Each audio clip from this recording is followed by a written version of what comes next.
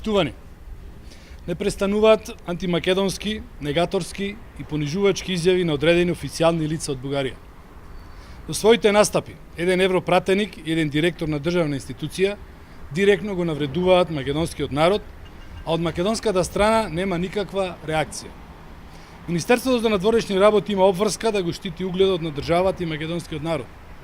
А досега гледаме само молк и замижување кој уште повеќе ги стимулира ретроградните структури кои го негираат постоењето на македонскиот народ.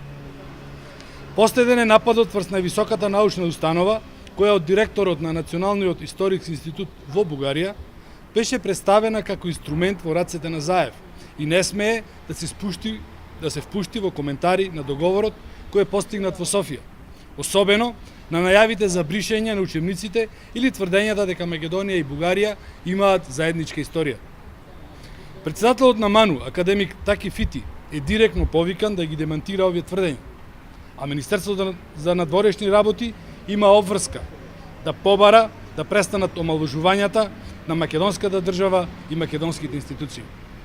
Почитувани, Зоран Заев во текот на целиот изборен период ветуваше дека ќе има експертски дебати и јавни расправи за секое позначајно прашање за државата.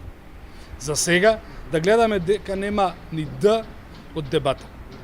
СДС во целосно нетранспарентен процес го преговара договорот со Бугарија без да ги запознае и ја крие неговата содржина далеку од очите на јавноста.